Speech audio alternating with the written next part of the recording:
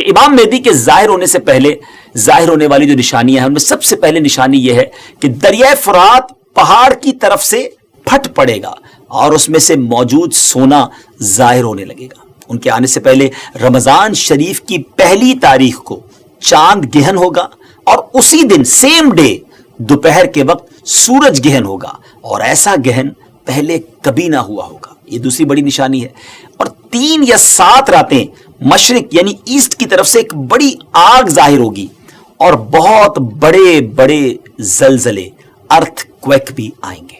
اور ہاں، امام مہدی کے آنے سے پہلے ایک نشانی جسے علماء کرام سب سے بڑی نشانی قرار دیتے ہیں وہ یہ کہ قسطنطنیہ شہر، جی ہاں، جس کو آج ہم استنبول کہتے ہیں، ترکی کا کیپٹل ہے، ایک بار پھر غیر مسلموں کے ہاتھ میں چلا جائے گا۔ جی ہاں، جیسا کہ میں نے آپ کو شروع میں بتایا تھا کہ ان کے آنے سے پہلے پوری دنیا میں کفر پھیل چکا ہوگا اور پوری دنیا گویا کفرستان بن چکی ہوگی۔ تو جب مکہ پاک میں تمام لوگ امام مہدی کے ہاتھ پر بیعت کر لیں گے تو پھر وہ وقت آئے گا کہ ایک بار پھر قسطنطنیہ، ایک بار پھر استنبول جو ہے مسلمانوں کو مل جائے گا۔ جی ہاں، امام مہدی وہاں سے سب لوگوں کو اپنے ساتھ لے کر قسطنطنیہ آئیں گے اور قسطنطنیہ کو فتح فرمائیں گے۔ اور ابھی یہ معاملہ چل ہی رہا ہوگا کہ اتنے میں شور مچ جائے گا، آواز آئے گی کہ دجال آ گیا، دجال آ گیا۔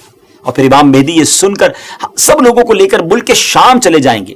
لیکن جب وہ وہاں پہنچیں گے تو پتہ چلے گا کہ یہ آواز شیطان کی تھی اور اس نے جھوٹ بولا تھا۔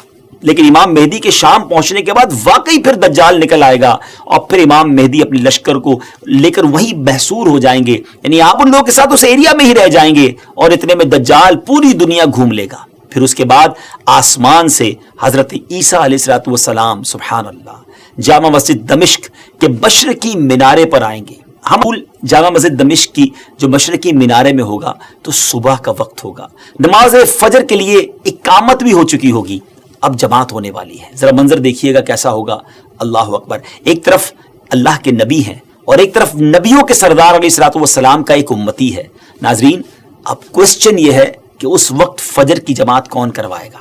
امام مہدی بھی مسجد میں ہیں، حضرت عیسیٰ علیہ السلام کا بھی ظہور ہو گیا ہے۔ حضرت جابر رضی اللہ عنہ کی حدیث سے سنیے، آپ کہتے ہیں کہ رسول اللہ صلی اللہ علیہ وسلم نے فرمایا کہ دین کے کمزور ہو جانے کی حالت میں دجال نکلے گا، اور دجال سے متعلق تفصیلات بیان کرنے کے بعد آپ علیہ السلام نے فرمایا اس کے بعد عیسیٰ بن مریم علیہ السلام آسمان سے اتریں گے اور صبح صادق سے پہلے اعلان کریں گے کہ اے مسلمانوں، تمہیں اس جھوٹے خبیث دجال سے مقابلہ کرنے میں کیا چیز پریشان کرتی ہے؟ تو لوگ کہیں گے کہ یہ کوئی جناتی مخلوق ہے۔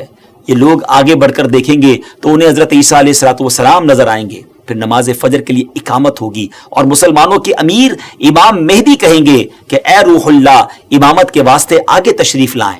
حضرت عیسیٰ علیہ السلام فرمائیں گے تمہارا امام ہی تمہیں نماز پڑھائے۔ تو اس وقت امام مہدی، جی ہاں، امام مہدی رضی اللہ تعالیٰ عنہ نماز کی امامت فرمائیں گے۔ جب لوگ نماز سے فارغ ہو جائیں گے تو مل کر حضرت عیسیٰ علیہ السلام کی قیادت میں دجال سے مقابلے کے لیے نکلیں گے۔ اب دجال کی حالت یہ ہوگی کہ وہ حضرت عیسیٰ علیہ السلام کی سانس کی خوشبو سے پگھلنا شروع ہو جائے گا، جیسے پانی میں نمک گھلتا ہے، اور حضرت عیسیٰ علیہ السلام کی سانس کی خوشبو اتنی دور تک پہنچے گی جہاں تک نظر جاتی ہوگی۔ وہ بھاگے گا اور حضرت عیسیٰ علیہ السلام اس کا پیچھا فرمائیں گے اور باب لد کے پاس اس کی پیٹھ میں نیزہ ماریں گے اور اس سے وہ جہنم واصل ہوگا۔